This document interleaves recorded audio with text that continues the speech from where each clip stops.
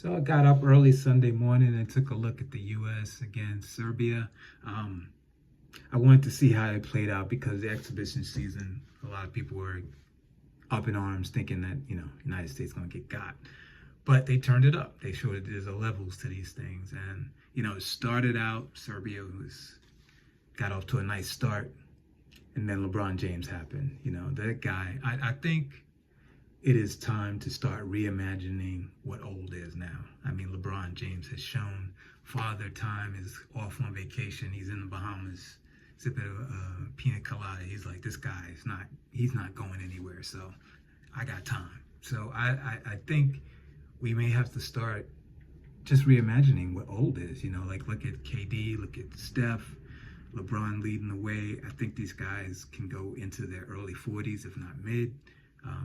LeBron doesn't look like he's slowing down at all. I mean, he is the best player right now in the Olympics. I mean, I know it's one game, but throughout the exhibition season, and he's got that look in his eyes. He's got that look in his eye that he had for the in-season tournament. He was, rest of the league was kind of, but LeBron wanted that title. So when he gets in that mode, he's unstoppable. He's really unstoppable.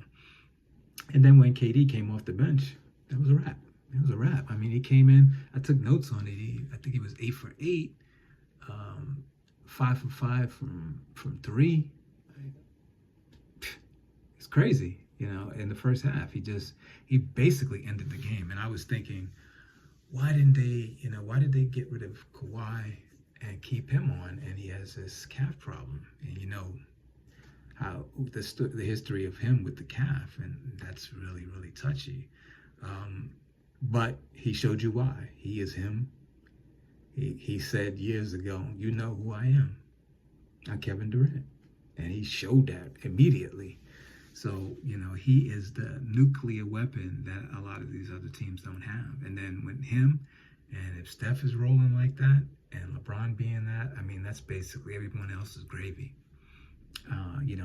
Ant-Man, Book, AD, they could all coast because when these guys are rolling like that, I mean, it's just nothing you can do. And you got Jokic on the other side, and he's amazing, but when these guys are rolling like that, there's not much you can do.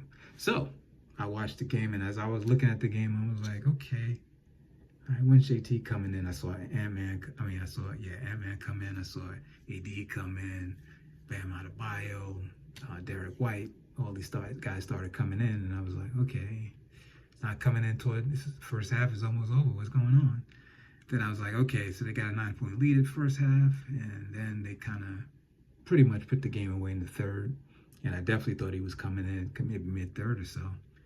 Then once the game got out of hand, I was like, well, there's no reason to bring him in now. So, wow, he's going to get a DNP. Wow, that's crazy.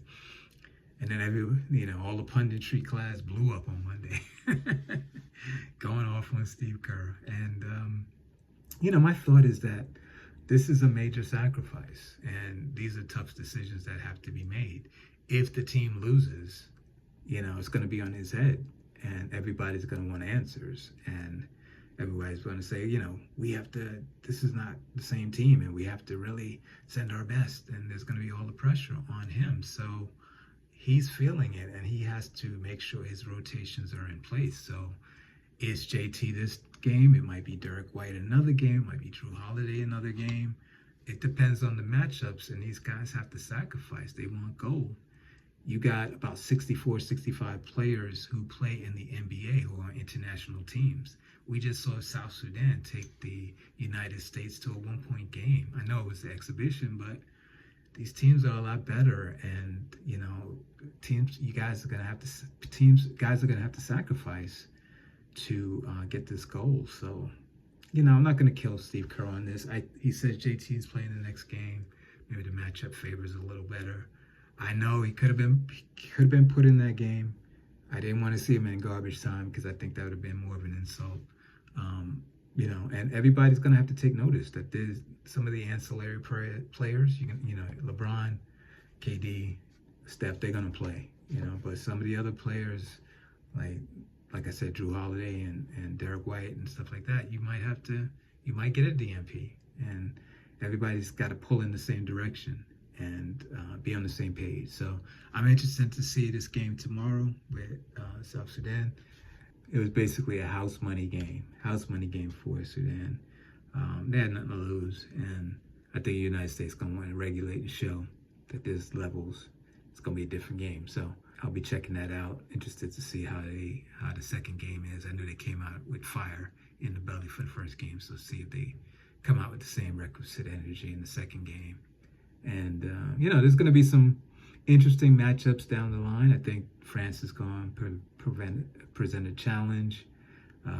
Greece can present a challenge. Canada. So I'm not going to take too much out of this one game, but good start.